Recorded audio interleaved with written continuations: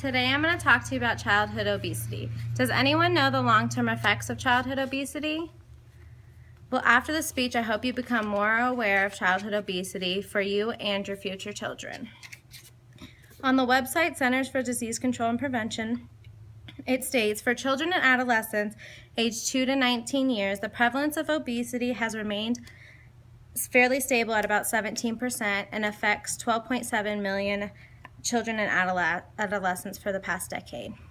This is a huge number, and as you can see on this PowerPoint slide, there are many causes. Portion sizes are now bigger, there's growth in snacks, children drink more soda now than water, and there's a lot more unhealthier choices. Children also don't get the 60 minutes of play that they need each day.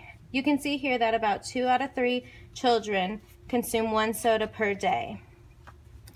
There's a quote by Secretary Thomas G. Thompson, and he says, "America needs to understand that overweight and obesity are literally killing us."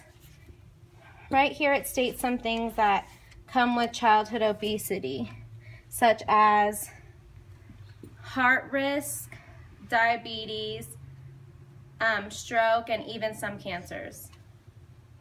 In this slide, you can see that heart disease is the top killer in the U.S. Second is cancer, third is stroke, fourth is respiratory, and fifth is disease. If you look at the common connection, you can see that it all has to do with increase in foods, obesity, high blood pressure. This is all something that children are at risk of when they are obese. In an article titled Long-Term Effects of Childhood Obesity by Dr. Mark Clayson, he states, "What's more, obesity can have serious psychological effects on children. The biggest problem is with self-esteem issues that can result in discrimination on a social level." You can see that there are many serious effects that go along with childhood obesity, and there's a lot that we can do to change this. There's a quote on the Live Science website in an article, Parents Blame for Childhood Obesity, and it says, "Researchers found that adolescents are more likely to eat at least 5 servings of fruits and vegetables a day if their parents do.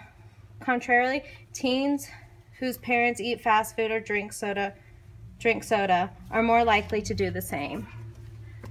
It's important to be aware when you have children, or if you do have children, that you need to monitor their sugar intake, not completely cut them out from sugar, but make sure that they are getting the right amount of food. It's not necessarily all parents' faults. It has to do with the environment around them, such as school. That's why schools are cracking down on the type of food that is served in the cafeteria, because some of it isn't good for children. Also, a huge part is there's 60 minutes of activity a day. This is a huge thing because most technology has taken over and a lot of kids like to stay inside and play video games, so it is important that they get their 60 minutes a day. In this slide, it's from the Let's Move program, and they promote a healthier lifestyle for kids, and they want to enhance their,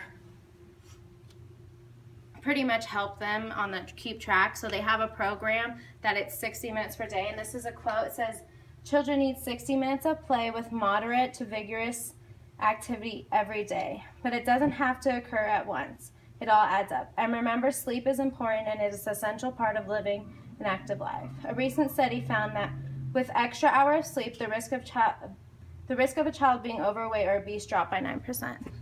So it's not just also activity, it's sleep. There are many things that you can do to make sure that your child remains healthy and that you remain healthy yourself for your child. I hope this speech has given you an insight on the awareness of childhood obesity and also the seriousness of it. Thank you.